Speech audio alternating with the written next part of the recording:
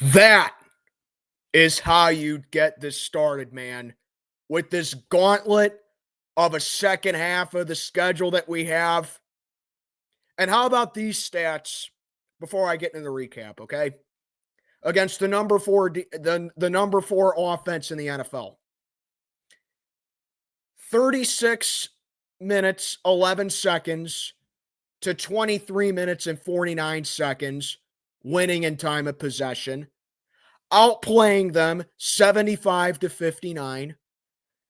312 total yards of offense to 242 total yards of offense, 140 rushing yards to 60 rushing yards, 4.2 yards per play to 4.1 yards per play, winning the battle of the first downs, winning third down efficiency,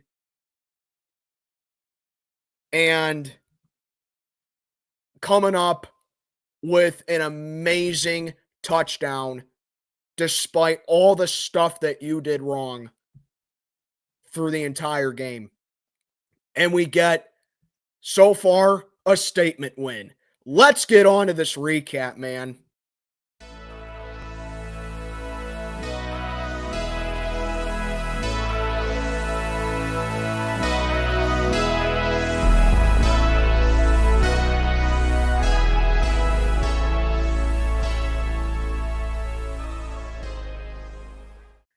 Good Sunday evening, everybody. I am Mac. Back with another video. As always, do me a favor, like, comment, subscribe. Follow on Instagram, link down in the box below. 28-27. The Steelers pull one out in DC over a very good Washington Commanders ball club against the number 4 offense in the NFL. And I'm not going to sit down here and act like the Steelers played perfect, because we certainly didn't play perfect. But you know what? You don't have to play perfect. All you need to do is play well enough to win, and that's what the Steelers did this afternoon in D.C. First things first, I know I have a couple of Washington fans on my channel, so I just want to give a shout out to you guys. You played a great game today. There were certainly times where I thought this game was over, and I thought that Washington had the game won and we were going to suffer a bad loss. And I do apologize if my voice sounds kind of monotone and if my voice sounds numb. My voice box is still hurting from the other day. I was at PPG Paints the other day for that Iron Maiden show, so my voice is still kind of raspy. You can kind of hear it in my voice right there. But man, like, it's hard to not get excited about this game, man. So where do I possibly start with this one? I'm just going to go through quarter by quarter, really. So in the first quarter, the Steelers seem to have set the tone early in the first quarter, where we were killing Washington altogether in plays and time of possession and getting plays and stopping them. And after we had a disappointing opening drive, it was Russell Wilson and George Pickens on an incredible second drive for the Steelers that went 7 plays, 70 yards, and burned off 2:52 off the clock. Pickens, an incredible leaping over the head catch in the end zone to put the Steelers ahead 7-0. And then, I mean, the pressure was there early on. We got to Jaden Daniels a decent amount of times today. I mean, but especially in the first quarter, the pressure was there early on. Cam Hayward had both sacks today. Well, he had 2 of the 3 sacks by the Steelers today. I'll be getting into the third one in just a little bit, because for as good of a play it was, it proved to be detrimental to us. But Cam Hayward got a sack in the first quarter. But the number one complaint, and the one thing that I really did not like about today's game, and sure, it may be a moot point now, and you may say, well, you're nitpicking again, Mac. You're just a negative fan. You're a hater. I mean, are you seriously going to sit back there, and are you going to justify the Steelers going for a fake punt within our own 20-yard line, up 7-0, and try a fake punt on 4th down right there? It's an awful play call. I don't understand the logic. I don't understand the decision. I don't understand the play call. And even if the Steelers got it, I still wouldn't have agreed with it. Oh, you're only saying that because the Steelers missed it. No, I wouldn't have agreed with it at all because you got Miles. Because number one, it's a stupid time to go for it first and foremost. Like, it's one thing if it's in the fourth quarter and if it's garbage time and you do it right there. I mean, I just kind of roll my eyes at it at that point, but I would understand it a hell of a lot more than going for it in the first quarter up 7-0 in your own territory, knowing the kind of offense that your opponent has. Danny Smith, I love you, man, but what the hell was that? Like, stop being cute and punt the damn ball. And that was a theme throughout the entire game because we gave Washington 7 points right there. You got Miles Killebrew, second of all, throwing it to James Pierre. Really? You're going to have James Pierre try and catch a fake punt. Just an awful decision. That was awful play call, horrible decision, awful logic. I totally disagree with it on every level. So needless to say, it didn't work. It set up Washington in the red zone. They get a rare red zone touchdown this season, and Washington would end up getting 2 more other red zone touchdowns today. And that was the number one thing that I said that we had to beat Washington in, is that we had to beat them in the red zone. Washington got 3 touchdowns today in the red zone. So definitely that's something I didn't like there. We gave them 7 points right there. You take that play off the board, we win this game 28-20. But like I said, you make it a moot point basically because we won. But if you watch the game, you sat down there and you were like, if you were like me, you're like, oh man, if the Steelers, if they just didn't run that damn fake punt, we wouldn't be in this situation. But then the Steelers get some karma. They get some good karma because almost immediately after that, the Commanders botched a punt of their own nearly at the exact same side or the exact same marker that the Steelers ran that fake punt at. And that set us up for a touchdown. So if you're a Commanders fan, you're probably thinking to yourselves, if we didn't botch that punt right there, you know, we probably wouldn't have given the Steelers 7 points. So both teams really just gave each other 7 points today, if you really think about it. So good karma for us right there. So that set us up in the red zone in the second quarter, and Russ found Muth for a touchdown drive. But then that's when the nerves really started to get to me. Washington would kick a field goal to make it 14-10. And then right before halftime, the defense absolutely folded, allowing a 16-play touchdown drive that went 98 friggin' yards. You cannot give that up to any opponent right there, let alone a high-octane offense like Washington does. And I'm just saying it, I was very upset with the way JPJ played today. JPJ had a terrible game today.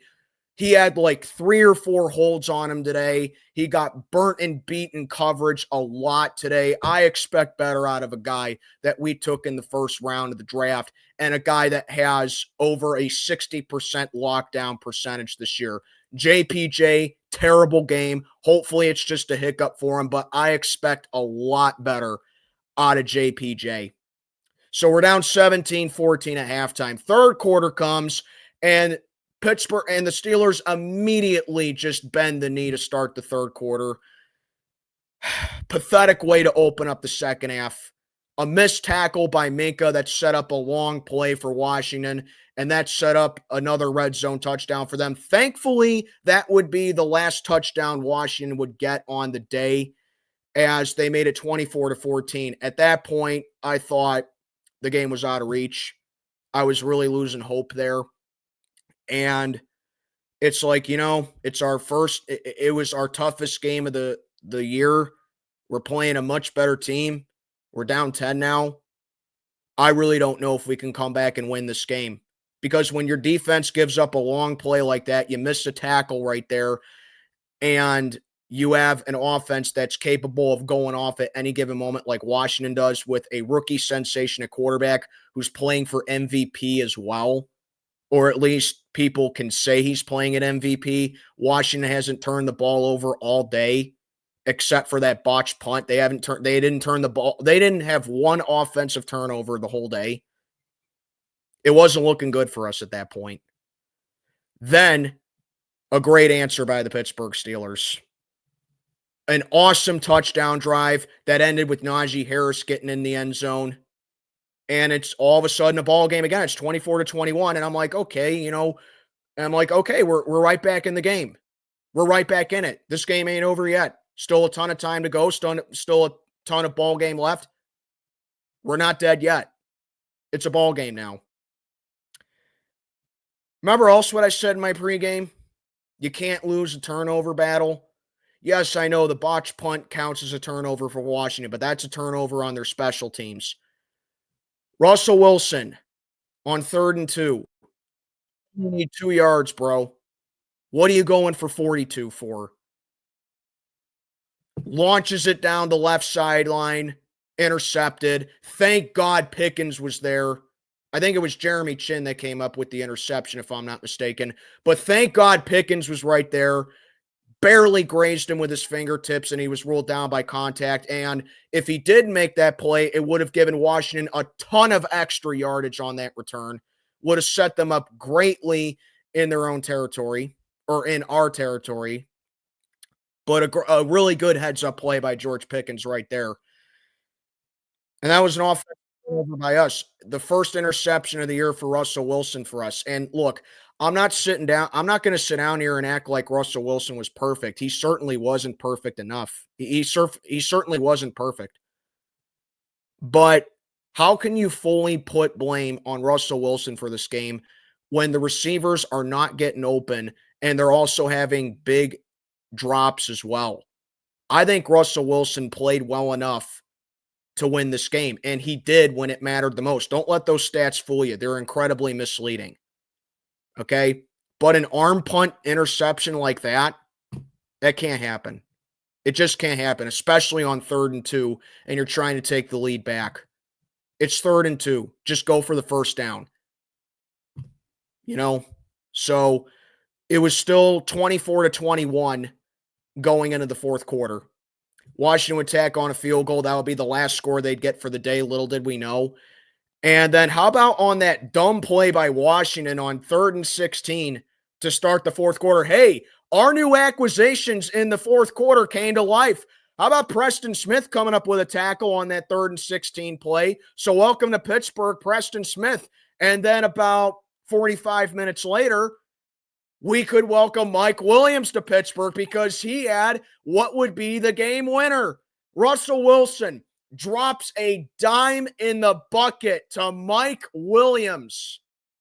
That proved to be that was the go-ahead touchdown that put us ahead 28-27, and that proved to be the game winner. So the new Steelers making impacts at crucial moments in the game for us. You love to see it. Incredible. But, like I said, Russ, I think, played well enough to win. He certainly didn't play amazing. He certainly didn't play great. But you can't assign full blame to him when the receivers need to get open more and they're dropping passes at the same time. The Steelers had a lot of key drops in this game, but they stepped up when it mattered most. And then I think the thing that just crushed me and about 99.99% of other Steeler fans were two moments rather, in the fourth quarter of this game. Jaylen Warren, he had a nice game in my opinion. And it's not that Jaylen Warren fumbled at the one, it's when he fumbled. Because you have a great drive going right there. You burned a lot of time off the clock right there. You got a lot of yardage right there. It's under the halfway point of the fourth quarter. You fumble at the one. That can't happen right there. And I'm telling you, if we didn't get a second chance on offense right there because we stopped Washington at the 1 yard line, thank God Jaden Daniels missed a wide open guy across the field. He overshot him. Don't remember who it was, but he missed him. Thank God the Steelers got a second chance right there. Nearly got a safety. But, man, that fumble was almost killer for us. Thank God we got a second chance. But, like I said, it's not that he fumbled. It's when he fumbled. And then, of course, Alex Highsmith sacked Jaden Daniels, and that ankle did not look good. He's definitely missing multiple weeks. And Nick Herbig was ruled out for this game as well. So it sucks because we just got Highsmith back. It's after the bye week, and now Highsmith has what looks to be a bone bruise on his ankle. I have no doubt that's bare minimum a bone bruise right there. So he's definitely going to be missing multiple weeks right there. It just sucks. So I don't know who's going to be filling in for him now at the, opposite of TJ. Maybe Jeremiah Moon for the short term, depending on how Nick Herbig is. But, man, it just sucks to lose Highsmith like that. Hopefully it's not too serious, and I hope to God it's not season ending. I don't think it's season ending, but oh, man, he couldn't have gotten hurt. He couldn't have gotten injured at a worse time, but, despite all that, and despite that stupid fake punt, I'm sorry, I can't get over that. It's still a stupid call. We win despite the fake punt. Let me put it to you like that. It's a dumb play call, a horrendous play call, but still, Russell Wilson, the touchdown to Mike Williams, I loved it. I was a little nervous right there too because, I may not have been streaming the game, but I was saying throughout that entire second chance the Steelers had after we stopped Washington at their own 1, I was like, okay, you got 5 minutes and 50 seconds to go in regulation. I want a drive here that's going to take this down to at least the 2-minute warning. And we got the touchdown, yes, but the thing that made me nervous was that when we got the touchdown, there were still 2 minutes and 20 seconds left. Washington still had all 3 of their timeouts. I was like, we got the touchdown, but I think we may have scored a little too early right there. I was really nervous, Thankfully, defense came up with a gigantic stop under the 2-minute warning. That catch that was just short of the first down, oh my goodness, was that a close play. Oh my God. Like, football truly is a game of inches, folks. It really is. At first, I thought he got the first down. Then I see the replay, and I see that his leg barely behind the yellow marker, and he tried to make a play on it, but Elliott was right there to make the play. Down by contact, turnover on downs. Huge play right. I mean, that's the game saver right there. So then you're in a situation to where you just got to milk out the clock, force Washington to use all 3 of their timeouts. Comes down to 4th and 1, and thankfully the Commanders jump off sides. Oh, baby, that's one way to get a first down to win the game. I'll take it. I think every Steeler fan will take it right there. Washington jumps off sides on 4th and 1, and that is your ball game right there. But, that's just the game-losing play for Washington, in my opinion. But the offense, while it looked flat at times, and, once again, it's just shooting yourselves in the foot at times because the offense did have 2 turnovers for today. They came through when it mattered the most. And against a team like this, a team that that's most likely going to be in the playoffs, a team that is riding real high on themselves right now, a team that is very explosive, you got to win by any means necessary. And another guy for us that had a really good game today, how about Patrick Queen today? Patrick Queen had 4 tackles today for negative plays for Washington. More of those plays by Patrick Queen, please. Preferably next week against his old team. And how poetic would it be that he gets a negative play against Derrick Henry? against his old team. That'd just be, wow. That'd just be incredible. But what a win. What a win by the Pittsburgh Steelers. What a win, Steeler Nation. A roller coaster of emotions for sure. We win it 28-27. Fourth quarter comeback for Russ. And we're 7-2. Half game ahead of Baltimore for the AFC North. And yes, in my opinion, we won the toughest game that we have left on the schedule. Now the real fun begins. Because the Ravens come on into Pittsburgh next week for, believe it or not, our first divisional game all season. And then we got 3 other divisional games after that, followed by a game against the Eagles in Philly. Then you play Baltimore again in less than a week. Or, wait a minute. Yeah, Philly week 15. Baltimore week 16. 4 days later on Christmas Day, you come back home to play Kansas City. And then you got the Bengals to wrap it up. So, yeah, the Steelers definitely have their work cut out for them. I am feeling confident about the Ravens because they beat the Bengals, sure, 35-34.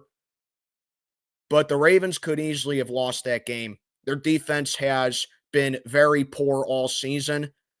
And the Steelers, while the defense did give up a lot of, did have some bad moments against Washington today, Baltimore does have a very good offense as well.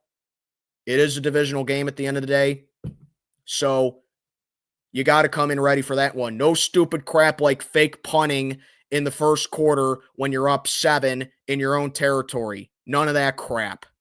You got to come in prepared. You got to come in assertive, and you got to come in taking that game seriously. You can't disrespect the Ravens like you did against Washington in that first quarter. Thank the Lord it didn't come back to haunt us. But you know what? We won the game. We beat a very good team. We beat a team that's favored to make the playoffs. We beat a rookie sensation at quarterback who has all the intangibles to be a top 3 quarterback in the league. I'm feeling really confident about this Steeler team right now. I'm not saying this is a Super Bowl team, but I am saying this team, we could be playing meaningful January football, and we might even win a playoff game or two if we can win this way against a very good Washington team. I'm feeling way more confident about this team now, and Steeler Nation, you should too. But let me know what you think down in the comments below. Steeler Nation taking over DC today, too. How about that? Tons of Steeler fans in the crowd. And they're even, here we go, Steeler chants at some points. Just, you love to see it. Steeler Nation travels so well, man. We truly do have the best fans in the NFL. But let me know what you think down in the comments below about this statement win for the Steelers. I'm Mac, checking on out for the day. Have a good one, everybody.